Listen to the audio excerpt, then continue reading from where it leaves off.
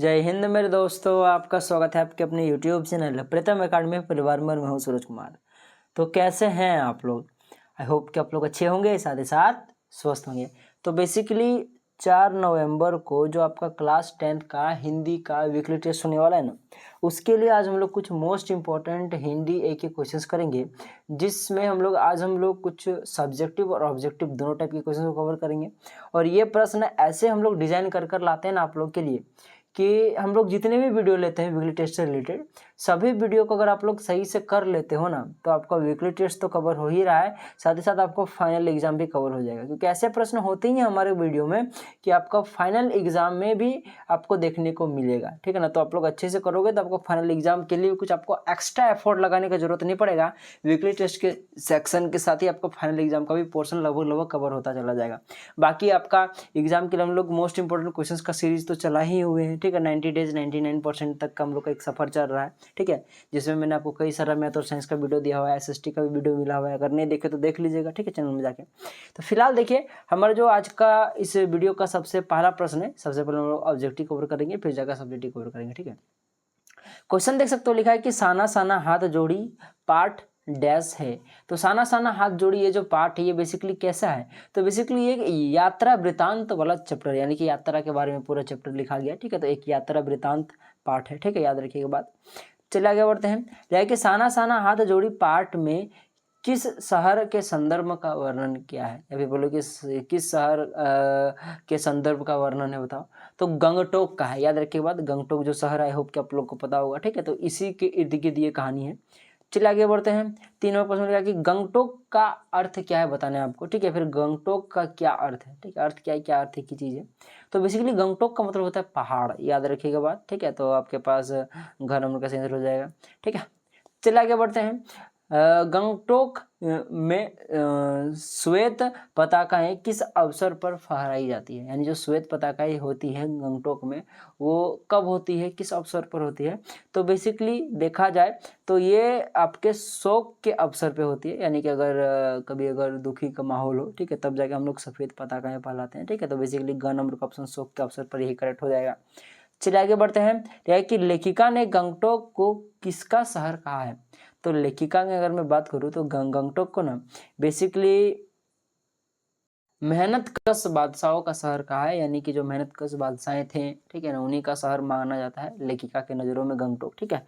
तो आपके पास क नंबर का ऑप्शन करेक्ट हो जाएगा। अब कुछ हम लोग सब्जेक्टिव क्वेश्चन को कर लेते हैं, ठीक है। तो बेसिकली देख लो, सबसे पहला प्रश्न आपके पास रहेगा कि साना साना हाथ जोड़ी का क्या अर्थ है? लो भाई साहब, चैप्टर पढ़ रहे, साना साना हाथ जोड़ी, इसका मतलब ही नहीं पता तो फिर क्या पढ़ रहे हो चैप्टर, ठीक है। तो बेसिकली साना साना हाथ जोड़ी का जो अर्थ होता है, ये होता है छोटे छोटे हाथ जोड़कर प्रार्थना करती हूँ। या फिर बोले कि छोटे छोटे हाथ जोड़कर प्रार्थना करना ही क्या कहलाता है? साना साना हाथ जोड़ा कहलाता है, ठीक है। याद रखिए बात, साना साना माने छोटा छोटा होता है। चलिए आगे बढ़ते हैं। लेखिका ने युमथांग की यात्रा के दौरान कौन कौन से वृक्ष देखे थे? तो बेसिकली देखा जाए तो पाइन और धूपी के खूबसूरत नुकीले पेड़ देखे थे उन्होंने, ठीक है। तो ये दो चीजें याद रखिएगा बात। लेखिका ने साना साना हाथ जोड़ी प्रार्थना किससे सीखी? तो भाई साहब किससे सीखी थी? तो लेखिका ने साना साना हाथ जोड़ी प्रार्थना जो है एक नेपाली युवती से सीखी थी। याद रखिए बात, एक नेपाली युवती थी, ठीक है। तो इसको याद रखिए, इंपॉर्टेंट प्रश्न था। चलिए नेक्स्ट प्रश्न की ओर बढ़ते हैं। लिखा है यहाँ पे प्रदूषण के कारण, ठीक है, स्नोफॉल में कमी का जिक्र किया गया है। प्रदूषण के कारण कौन कौन से दुष्परिणाम सामने आए हैं, लिखे। यानी सबसे पहले तो आपको ये बताना है कि जो हमारा अभी प्रदूषण हम लोग जो इतना कर रहे हैं, ठीक है ना, पृथ्वी का प्रदूषण लेवल बहुत हाई हो चुका है, ठीक है। तो इस प्रदूषण के कारण आखिर भाई साहब जो स्नोफॉल होता है, वो स्नोफॉल में कमी आई है। तो इसके बारे में आप लोग का क्या राय है, आखिर क्यों कमी आई है, ठीक है ना। तो आपको उसके बारे में लिखना है। साथ ही साथ प्रदूषण के और कौन कौन से दुष्परिणाम सामने आ रहे हैं या फिर आ सकते हो, वो भी आपको लिखना है, ठीक है।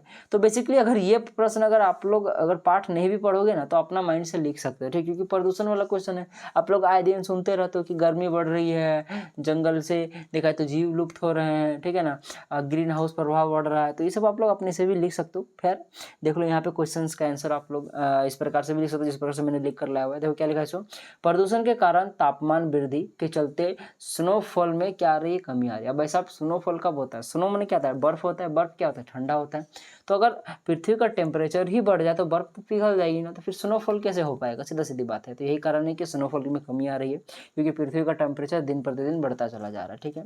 यही कारण है कि देख लो जंगल एवं जंगली जीव लुप्त होने लगे हैं, सीधा सीधी बात है। इसकी पारिस्थितिकी तंत्र का नुकसान हो रहा है, और जाहिर सी बात है पारिस्थितिकी तंत्र क्या होता है, पंकज सर आपको जरूर पढ़ाए होंगे, ठीक है, अगर आप लोग हमारे रेगुलर व्यूअर हो तो, ठीक है। बाकी पारिस्थितिकी तंत्र के बारे में अगर आपको पता है तो कमेंट जरूर कीजिएगा, ठीक है। जो बच्चा सही डेफिनेशन लिखेगा, सही चीज़ लिखेगा, मैं उसको हर्ट जरूर करूँगा, ठीक है। पर मैं आपको एक मोटा मोटी अंदाजा देता हूँ, जितने भी सजीव हैं, जितने भी थल है, वायुमंडल, सब मिलकर पारिस्थितिकी तंत्र का निर्माण करते हैं, ठीक है। तो मैंने मोटा मोटी आपको बता दिया, ठीक है। तो देखा जाए तो आपका अगर मान लो गर्मी बढ़ रहा है तो सिर्फ हमारा ही नुकसान नहीं है, ठीक है ना, जीव जंतु का भी नुकसान है, पेड़ पौधा का भी नुकसान है, यहाँ तक कि जमीन का भी नुकसान है, पहाड़ों का भी नुकसान है, ठीक है। तो सबका नुकसान पड़ता है, इसलिए एक वर्ड में लिखा जाना सही है कि पारिस्थितिकी तंत्र का नुकसान हो रहा है, क्योंकि ये सभी पारिस्थितिकी तंत्र के ही भाग है, ठीक है ना। चलिए आगे बढ़ते हैं।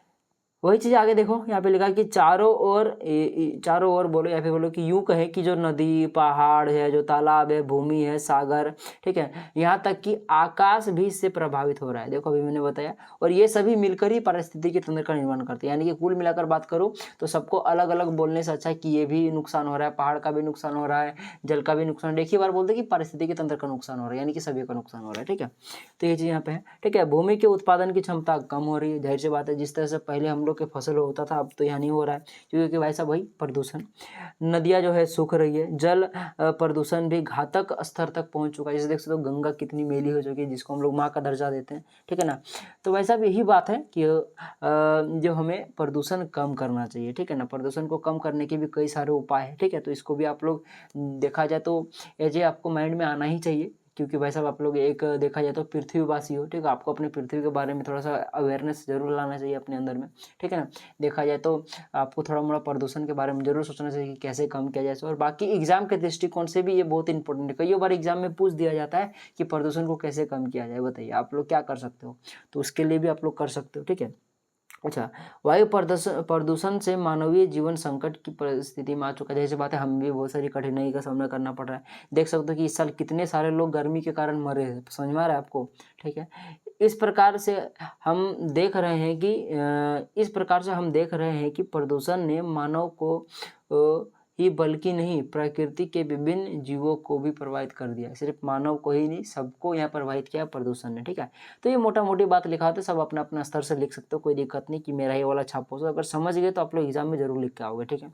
चलिए आगे बढ़ते लिखा कि देश की सीमा पर बैठे फौजी किस तरह की कठिनाइयों से जूझते हैं, इसके प्रति हमारा क्या उत्तरदायित्व होना चाहिए। सबसे पहली बात तो जो हमारे जो आर्मी है उनको तो सल्यूट, ठीक है ना, इंडियन आर्मी को सल्यूट करता हूँ मैं, ठीक है।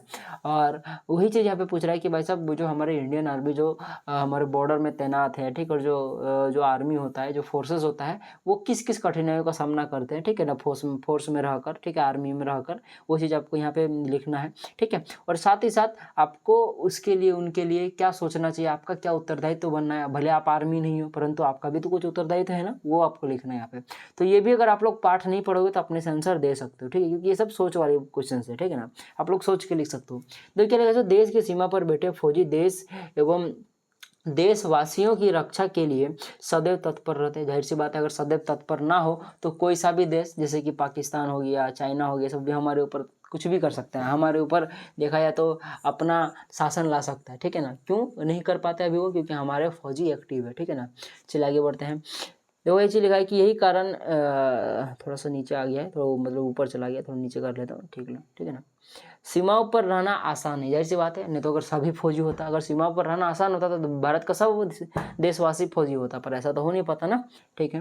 तो ये चीज़ लिखा है कि उन सीमाओं पर उन्हें विषम संकट और परिस्थितियों में रहकर भी अपने देश के लिए मर मिटने का जज्बा कम नहीं होता।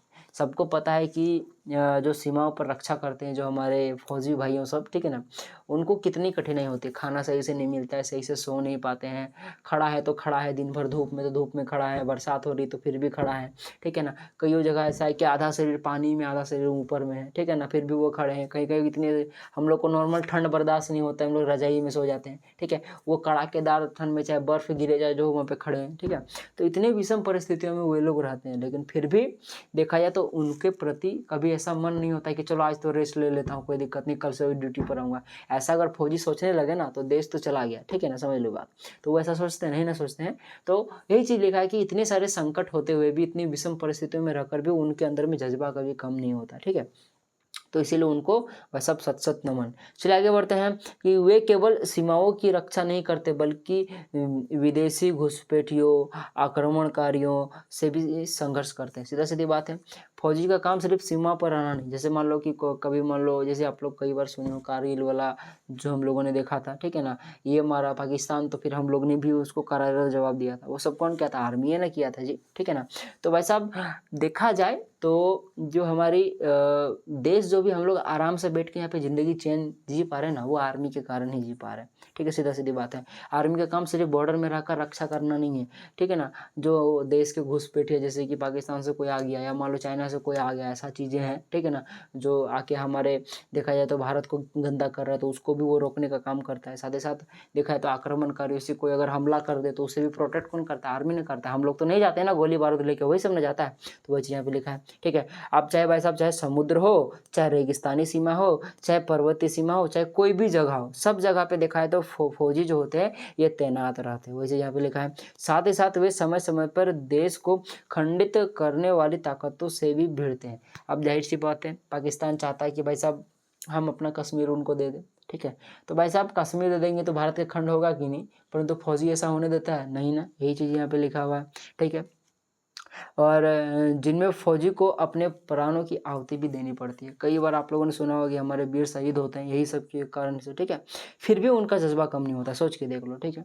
चलिए आगे बढ़ते हैं। देश के नागरिक होने के नाते हमारा यह कर्तव्य है कि, अब यहाँ से हमारा नेक्स्ट कोटेशन का आंसर शुरू होता है कि भाई साहब लास्ट में आपको पूछा था ना कि आपका क्या कर्तव्य है, वो चीज़ पूछा था ना, तो वही चीज़ यहाँ पे लिखा हुआ है कि देख लो हमारा जो देश के नागरिक हैं हम लोग, हमारा क्या कर्तव्य बनता है कि हम फौजियों को सम्मान दें, जाहिर सी बात है, ठीक है। जब भी आवश्यकता पड़े हमें उनका सहयोग करना चाहिए। साथ ही साथ अपने आसपास फौजी परिवारों के बच्चों, महिलाओं, माता एवं पिताओं को साहस देखा है तो सहर्ष मदद करनी चाहिए। अब जाहिर सी बात है घर का मर्द या फिर बेटी अगर बाहर में है तो घर को थोड़ा सा जाके आप लोग संभाल सकते हो, कोई दिक्कत है नहीं, ठीक है। थोड़ा मोड़ा मदद कर सकते हो, उनके बाल बच्चों को थोड़ा देख सकते हो, ठीक है। तो इस प्रकार से आप लोग कर सकते हो, ठीक है। बस इतनी छोटी छोटी काम करना है, कुछ आपको ज़्यादा नहीं करना, आपको गोली बारूद लेकर उनके पास नहीं जाना है, उनके लिए वो लोग हैं, बस उनको कभी अकेला फील ना हो इसके लिए आप लोग थोड़ा मोड़ा अपनी तरफ से प्रयास कर सकते हो, बस वही चीज़ यहाँ पे लिखना है, ठीक है ना।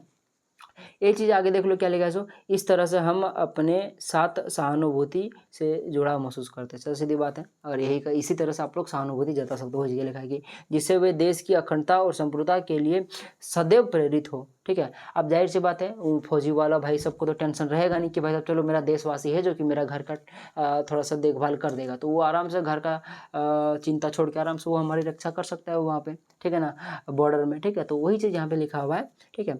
हम अपने देश में ऐसा कोई काम ना करें जिससे उनकी एकता भंग हो। अब जाहिर सी बात है कुछ ऐसा काम नहीं करना हम लोग को जिससे फौजियों का मनोबल टूट जाए या तो फिर हमारा देश अखंड हो जाए, ठीक है। तो वही चीज़ यहाँ पे लिखा हुआ है, मोटी मोटी बातें थी, ठीक है। ये सब समझाने वाली बातें हैं नहीं, ठीक है, क्योंकि अगर मैं समझाने में बैठ जाऊँ तो मैं पूरा दिन भर बक सकता हूँ, पूरा रात भर में बक सकता हूँ, ठीक है। तो सबके अपने अपने होते हैं, ठीक है, ओपिनियन होता है, सबका अपना अपना सोच होता है, ठीक है।